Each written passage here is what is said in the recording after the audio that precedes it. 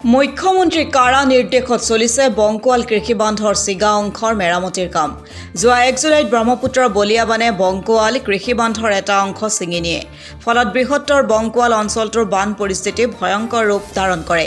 বান্ধ ছিঙাৰ দ্বিতীয় দিনা অৰ্থাৎ 2 জুলাইত মুখ্যমন্ত্ৰীয়ে বংকোৱাল কৃষি বান্ধৰ চিগা অংশত উপস্থিত হৈ বান পৰিস্থিতিৰ বুজ লয় আৰু বানাক্ৰান্ত ৰাইজক শীঘ্ৰে কৃষি বান্ধটো মেৰামতিৰ ব্যৱস্থা কৰা হ'ব বুলি ৰাইজক প্ৰতিশ্ৰুতি দিয়ে। ইপিনে উক্ত দিনাই মুখ্যমন্ত্ৰীগৰাকীয়ে জলসম্পদ বিভাগৰ বিষয়া কৃষি বান্ধটোৰ মেৰামতিৰ কাৰণে যাৱতীয় ব্যৱস্থা গ্ৰহণ কৰিবলৈ কঠোৰ নিৰ্দেশ দিয়ে। মুখ্যমন্ত্ৰীৰ নিৰ্দেশমতে সংশ্লিষ্ট বিভাগটোৱে বংকোৱাল কৃষি বান্ধটো মেগা জিঅ' বেগ আৰু মেগা টিউব সংমিশ্ৰিত পদ্ধতিৰে মেৰামতি কৰাৰ ব্যৱস্থা কৰে।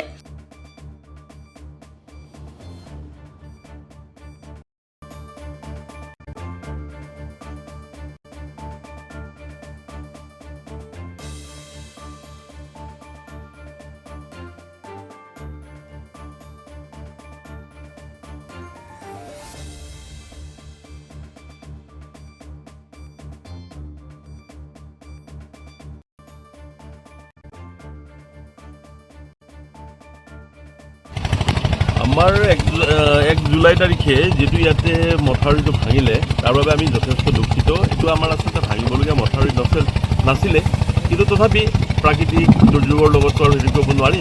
কিন্তু আমাৰ অনাৰেবল চিফ মিনিষ্টাৰ ছাৰ ইয়াত আহিছিলে, আমাৰ honourable departmental minister P Hazarika sir ইয়ালৈ আহিছিলে। আহি পেলাই আমাক বহুত কাৰা নিৰ্দেশে দিছে যে এজ আৰ্লি এজ পচিবল মানে যিটো ব্ৰিজ হৈছিলে ব্ৰিজটো ক্ল'জ কৰিব লাগে। আৰু একৰ্ডিংলি আমি আমাৰ গোটেই ডিপাৰ্টমেণ্টৰ মানুহখিনি ইয়াতে যথেষ্ট কষ্ট কৰিছে। ইয়াৰ এক্সিকিউটিভ ইঞ্জিনিয়াৰ, ইয়াৰ ছুপাৰিণ্টেণ্ডিং ইঞ্জিনিয়াৰ, ইয়াৰ কনচাৰ্ণ এডিশ্যনেল চিফ ইঞ্জিনিয়াৰ আৰু ময়ো আহি আছোঁ, কেইবাবাৰো আহিলোঁ ইয়ালৈ।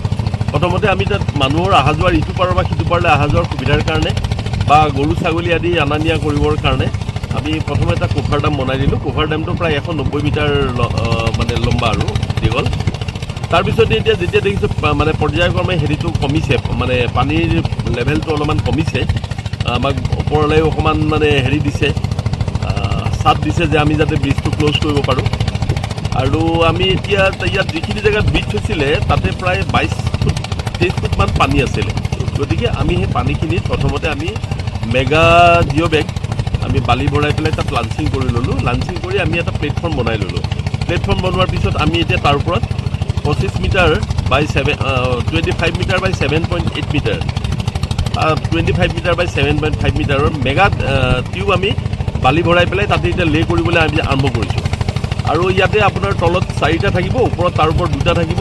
আৰু তাৰপিছত আমি তাৰ ওপৰত মাটিৰ কুশ্যনিং দিম, আৰ্ট কুশ্যনিং দি পেলাই আমি এজ ইট ইজ আগত যেনেকুৱা ধৰণৰ মথাউৰি আছিলে তাতকৈ মজবুত মথাউৰি আমি বনাই দিম, যাতে ভৱিষ্যতে আৰু এনেকুৱা ধৰণৰ মানে ব্ৰিজ বা এনেকুৱা ধৰণৰ দুৰ্যোগ আমাৰ যাতে হেৰি হ'ব লগা নহয়, ৰাইজ যাতে আৰু মানে ভুগিব লগা নহয়। আমি তাৰে চেষ্টাত আছোঁ। আশা কৰোঁ আমাৰ অনাগত 10 দিনৰ ভিতৰত আমি গোটেই কামখিনি সম্পূৰ্ণ কৰিব পাৰিম। মেগা জিঅ' বেগেৰে জলপৃষ্ঠৰ অংশ বান্ধি সম্পূৰ্ণ হোৱাৰ পাছত জলসম্পদ বিভাগে মেগা জিঅ' টিউবৰ কাম আৰম্ভ কৰিছে। মেগা জিঅ' বেগ আৰু মেগা জিঅ' টিউবৰ সংমিশ্ৰণত মেৰামতি কৰি থকা বংকোৱাল কৃষি বান্ধৰ 50 মিটাৰ দৈৰ্ঘ্যৰ চিগা অংশৰ মেৰামতিৰ কাম অহা 15 আগষ্টৰ ভিতৰত সম্পূৰ্ণ হ'ব বুলি বিভাগীয় কৰ্তৃপক্ষই জানিবলৈ দিয়ে।